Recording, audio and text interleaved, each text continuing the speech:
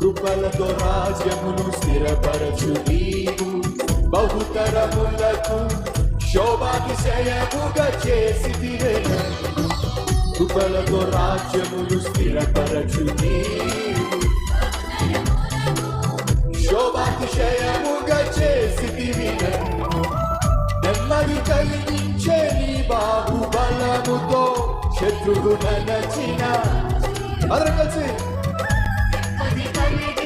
నీ బాహుబలముతో శత్రువు నలచిన బహుశూరుడా, సర్వయుగములతో సజీవుడవు, సర్వయుగములలో మరోసారి అందరం కలిసి సర్వయుగములలో సజీవుడవు, సర్వయుగములలో సజీవుడవు.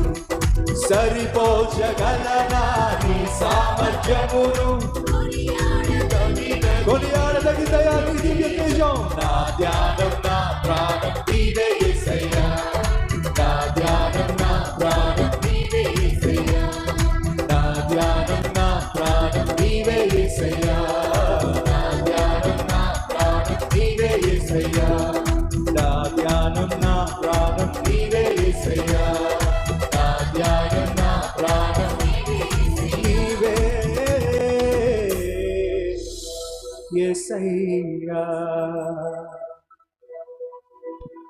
స్తుతులతో దుర్గమును స్థాపించువాడవు, శృంగధ్వనులతో సైన్యము నడిపించువాడవు నీవే. స్తుతులతో దుర్గమును స్థాపించువాడవు, శృంగధ్వనులతో సైన్యము నడిపించువాడవు నీవే. నీ యందు ధైర్యమును నే పొందుకొనేదను, మరణము గెలిచిన బహుధీరుడా. నీ యందు ధైర్యమును నే పొందుకొనేదను, మరణము గెలిచిన బహుధీరుడా. సర్వయుగములలో సజీవుడవు, సరిపోల్చగలనా నీ సామర్థ్యమును, కొనియాడదగినది నీ దివ్య తేజం.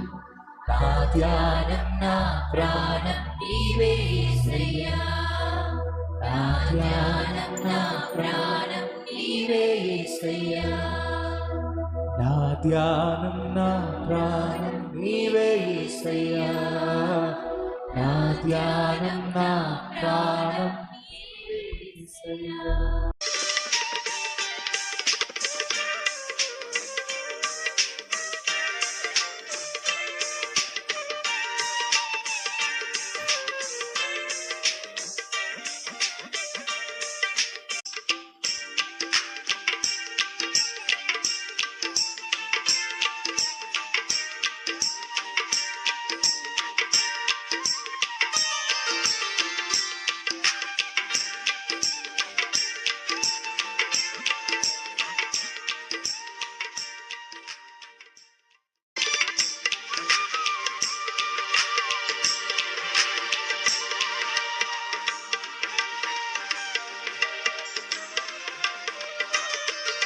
రాత్రి ఓవర్ నైట్ ఒక్క రాత్రిలో కుటుంబం అంతా మారిపోయిందండి.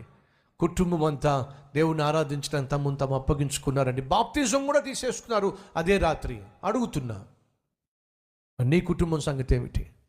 దేవునికి ఉన్న ఆశ నీ కుటుంబం రక్షించబడాలి, నీ కుటుంబము దేవుణ్ణి సేవించాలి. యెహోషువ సెలవిస్తున్నట్టుగా నువ్వు కూడా నీ కుటుంబంతో దేవుణ్ణి సేవించాలి అని దేవుడు ఆశిస్తున్నాడు. కానీ ఈ రోజుల్లో ఎందుకని భర్త మందిరానికి వస్తే భార్య రావట్లా, భార్య మందిరానికి వస్తే భర్త రావట్లా, మందిరానికి వచ్చే వాళ్ళలో మార్పు కనిపించట్లా. ఒకవేళ భర్త మందిరానికి వస్తూ నువ్వు కూడా రావచ్చుగా అని భార్యని అడిగితే భార్య అంటుంది, నువ్వు మందిరానికి వెళ్ళి ఏ మార్పు చూపిస్తున్నావు మాకు? మందిరానికి వెళ్ళి నీలో ఏ మార్పు ఉందని మందిరానికి వెళ్తున్నావు? నువ్వేమైనా మందిరానికి వెళ్ళి బాగుపడ్డావా? మందిరానికి వెళ్ళేదా నీ మాట తీరు బాగుందా? నీ కోపతాపాలు తగ్గినాయా? నీకున్న దురలవాట్లు తగ్గినాయా? నీ బుద్ధి ఏమన్నా మారిందా? నువ్వు మందిరానికి వెళ్ళి నువ్వేమైనా మారితే అప్పుడు నన్ను రమ్మను, నేను వస్తా. అంతేగా నువ్వు మారకుండా నన్ను రమ్మంటావు ఎందుకు? సేమ్ థింగ్ విత్ సిస్టర్స్ కూడా. ఏమండి మందిరానికి రండి, దేవుని సన్నిధికి వెళ్దాం రండి. ముందు నువ్వు మారవే. నువ్వు మారిన తర్వాత, నీ గయ్యాళతనం మారిన తర్వాత, నీ బుద్ధి మారిన తర్వాత, నీ మాట తీరు మారిన తర్వాత, ఆ దేవునికి నిన్ను మార్చే శక్తి ఉంటే అప్పుడు నేను వస్తా. లేరంటారు అలాంటి వాళ్ళు. ఈ రోజుల్లో మార్పు లేకుండానే కుటుంబం అంతా మారిపోవాలంటే అది అయ్యే పని కాదండి. ఇల్లాలికి అర్థం కావాలి తన బాధ్యత ఏమిటో, తన ఆత్మీయతను బట్టి తన కుటుంబాన్ని రక్షించుకోగలదు. కానీ ఈ రోజుల్లో అలాంటి ఇల్లాలు, అలాంటి భర్తలు మనకు కనిపిస్తున్నారంటారా? అంత వ్యతిరేకమైనటువంటి వ్యవహారం మనం చూస్తున్నాం.